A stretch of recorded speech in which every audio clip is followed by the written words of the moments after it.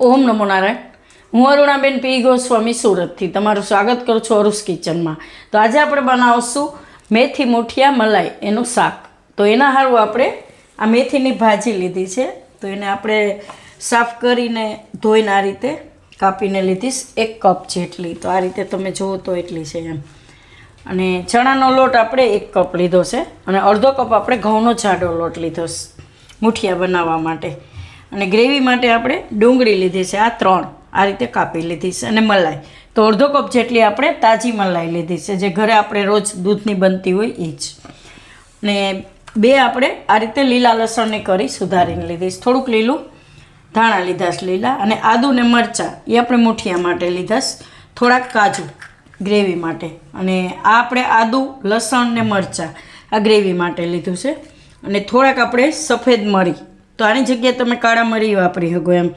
થોડીક હિંગ વઘાર માટે, મીઠું જોવે સ્વાદ પ્રમાણે. અને 1 ચમચી આપણે ખસખસ લીધા છે, આનાથી ગ્રેવી ઘાટી બને. અને અડધી ચમચી જેટલો આપણે મસાલો લીધો છે. તો આ મસાલા એ મેજિક, આપણે મેગીનો જે મસાલો આવે એ ઘરે બનાવેલો. આપણે એની રેસીપી તમને આપણી ચેનલમાં મળી જાય ઘરે કઈ રીતે બનાવો એમ. થોડુંક જીરું લીધું છે વઘાર માટે. અને કસૂરી મેથી અડધી ચમચી જેટલી. તેલ જોહે અને પાણી જોહે. તો પહેલાં આપણે ગ્રેવીનો વઘાર કરી લેવું.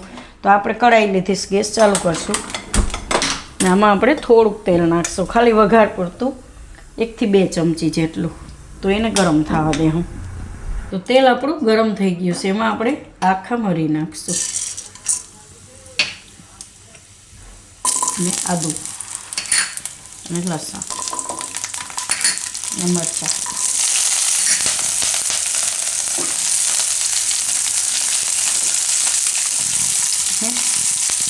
ડુંગળી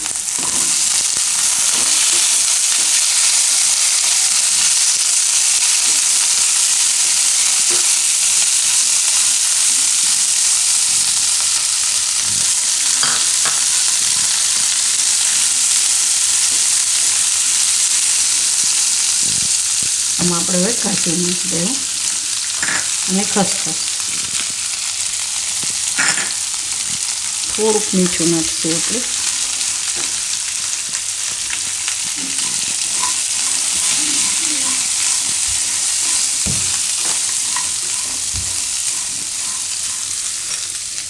હવે લીલો લસણ.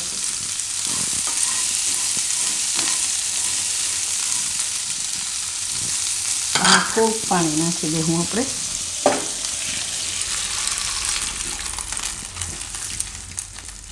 આ રીતે થોડું ગ્રેવી પાકે એટલું એમ.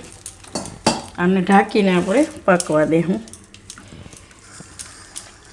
થોડુંક સોફ્ટ થઈ જાય એવું ત્યાં સુધી. તેને આપણે બીજા ગેસ ઉપર લઈ લઉં.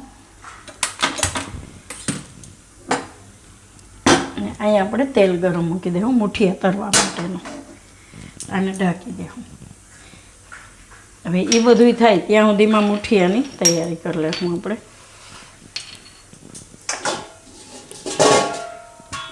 તો આમાં આપણે મેથી લઈ લેવું.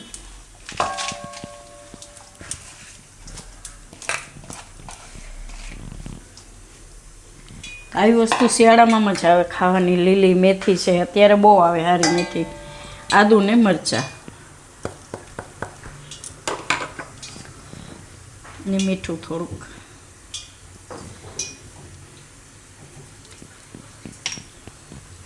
ને લીલા ધાણા.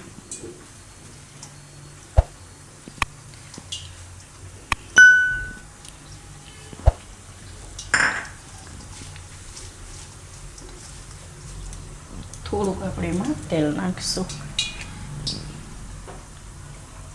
2 ચમચી જેટલું. થોડાક એમાં ખાવાના સોડા, તો આ ભૂલી ગઈ હતી હું. તો થોડાક આમાં આ રીતે નાખી દેવું. હવે આમાં આપણે 2 લોટને ચારી લેવું, ચણાનો લોટ ને ઘઉંનો લોટ 2. તો લોટને હંમેશા ચારીને જ લેવાનો. તો 2ને એમાં ચારી લેવું આપણે.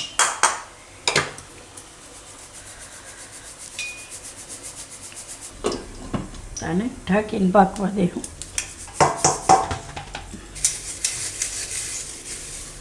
તો લોટ તમે થોડો ઘણો વધારે ઓછો કરી શકો. જો ઘઉંનો વધારે થોડોક નાખવો હોય તો એ નાખી શકો એમ.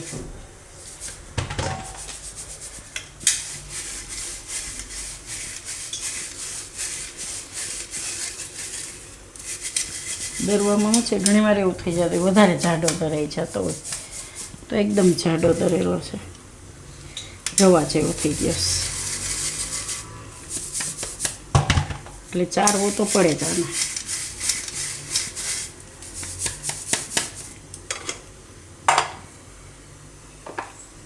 અને મિક્સ કરી લઉં આ રીતે.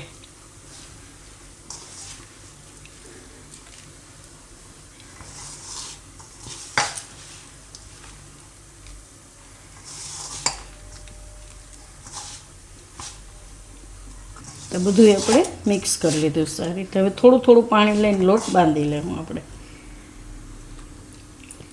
બહુ ઝાઝું નહીં નાખવાનું કે આપણે ગોળા વડે એવું જ બાંધવાનો લોટ. એટલે થોડું થોડું પાણી હાથમાં લઈને એ રીતે કરવાનું. થોડીક વાર એને મરીએ ને એટલે મેથી એકદમ સરસ ઝીણી થઈ જાય.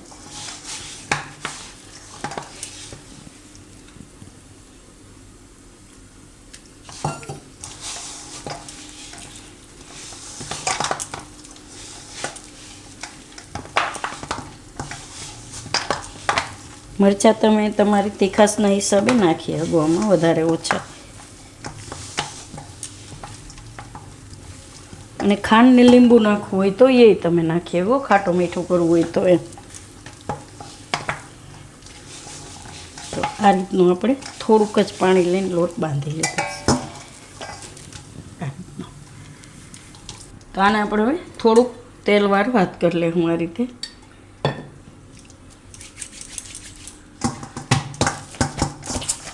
એટલે ચોટે નહીં ને એના આ રીતે ગોળા વાળ લે. તમે મુઠિયા કરવા હોય તો મુઠિયા કરી શકો, આ રીતે ગોળ કરવા હોય તો તમે ગોળી કરી શકો એમ. આ રીતે આપણે ગોળ બનાવશું. તેલ ચેક કરી લે હું એકવાર. તો તેલ આપણું ગરમ થઈ ગયું. ગેસ ધીમો કરી દે હું.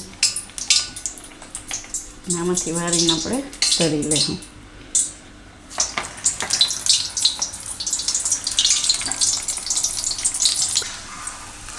આમાં આપણે આજે પહેલાં નહીં ખાતા એ કાઢી લે હું મુઠિયાને આ રીતે.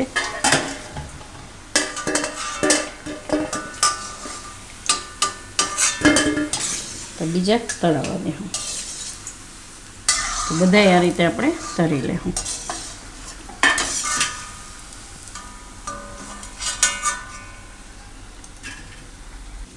મુઠિયા આપણે આ બીજો ઘણો તરાય છે આપણે, ત્યાં સુધીમાં ગ્રેવીને જોઈ લેવું આપણે. તો આવે બધું એકદમ સરસ પાકી ગયું છે આ રીતે. તો ગેસ બંધ કરી દે હું. નાને આપણે બીજા વાસણમાં કાઢી લે હું, એટલે ઠંડુ થઈ જાય જલ્દી. થોડુંક ઠંડુ કરી લે હું.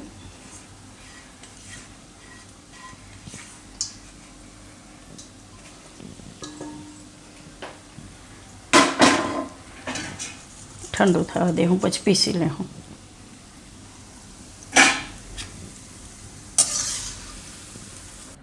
તો આ ગ્રેવી આપણે ઠંડી થઈ ગઈ છે, એને પીસી લેવું. તો આ રીતે એક મિક્સર જાર લઈને એમાં બધું લઈ લેવું આપણે.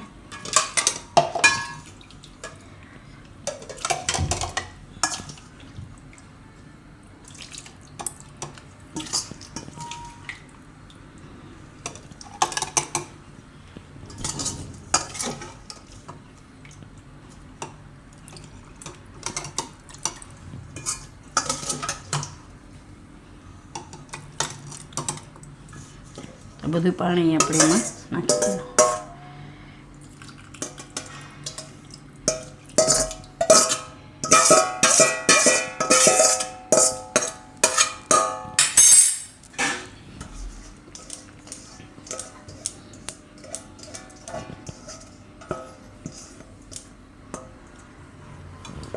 અને આપણે પીસી લેવું.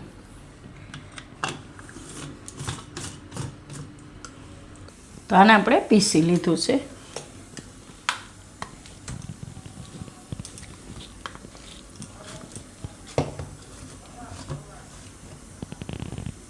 એકદમ સરસ સ્મૂથ આ રીતનું.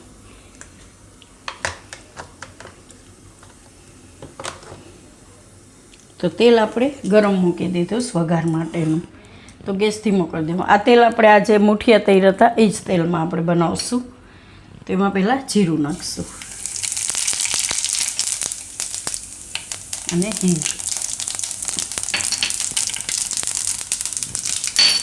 હવે આપણે ગ્રેવી એમાં નાખી દઈશું બધી.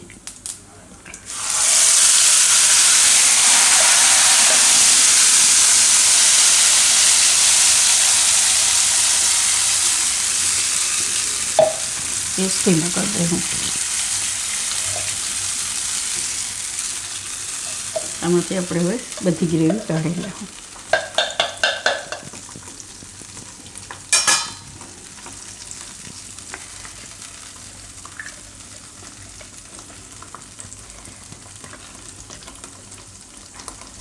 ગ્રેવીને પાકવા દઈશું 3 થી 4 મિનિટ જેવું.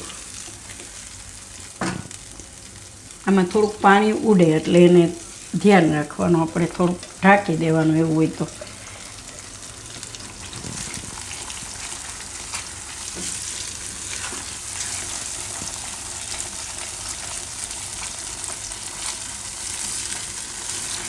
આ રીતે પાણીના છાંટા ઉઠશે એટલે થોડીક વાર એને ઢાંકી દેવું આપણે.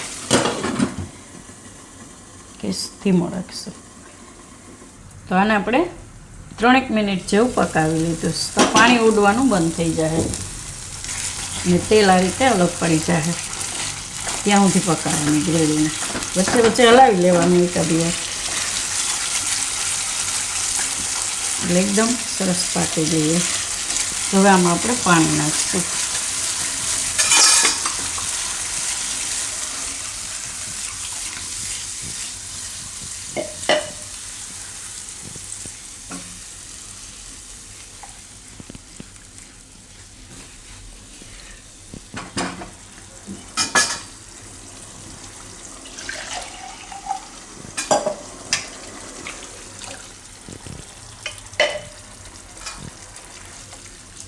એટલે થોડુંક આપણે પાતળું કરવું પડે કેમ કે આપણે મુઠિયા નાખવાના એટલે થોડુંક એને પીએ પાણી. હવે આપણે આ મસાલો નાખી દઈશું. થોડુંક મીઠું નાખીશું.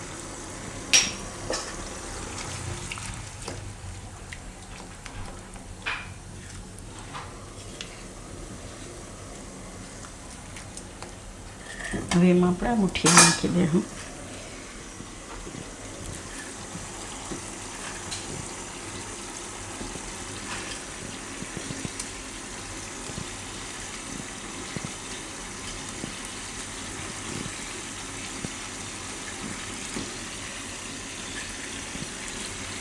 મુઠિયા જોઈ લઈએ આપણે અંદરથી એકદમ સરસ થઈ ગયા છે પાકીને.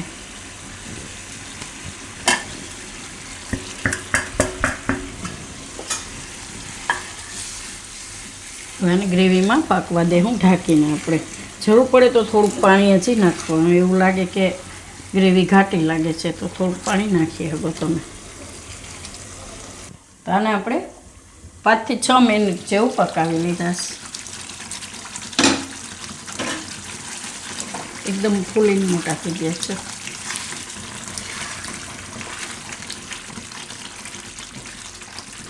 આવી ગ્રેવી રાખવાની ઘાટી. પાણી બધું લગભગ બળી જાય, આ પી જાય પાણી મુઠિયા. હવે આપણે આમાં મલાઈ નાખી દઈએ.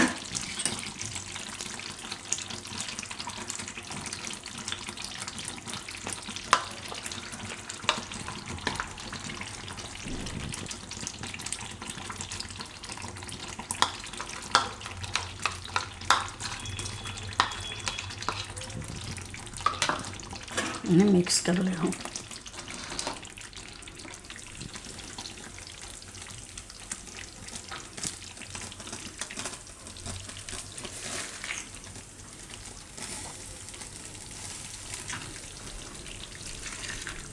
પછી મિક્સ કરીને ખાલી એક જ વારો ઉફાણો આવવા દેવાનો. આ રીતે બધું ઉકળી જાય એ રીતે આ રીતનું એક જ વાર બસ મલાઈ નાખ્યા પછી.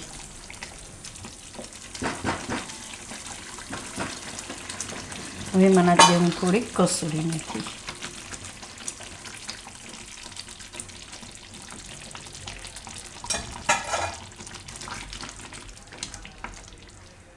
એટલે ગ્રેવીમાં એકદમ સરસ કસૂરી મેથીનું ફ્લેવર આવી છે.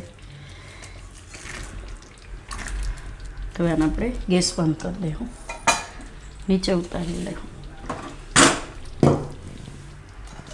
ને સર્વ કરીશું.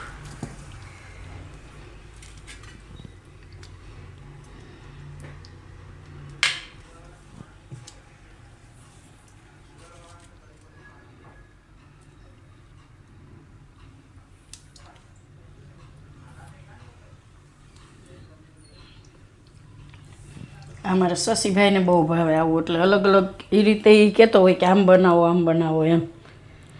એને અલગ અલગ વસ્તુ એક્સપેરિમેન્ટ કરવાનો બહુ શોખ, ખાવાનો અને મને બનાવવાનો. તો આ રીતે આપણે મસ્ત મુઠિયાનું બનાવી શકીએ એમ. ગ્રેવી એકદમ સરસ લાગે છે ખાવામાં.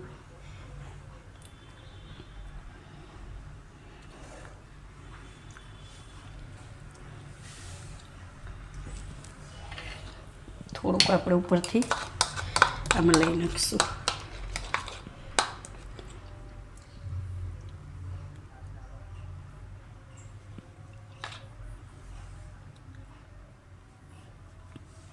થોડી કસૂરી મેથી.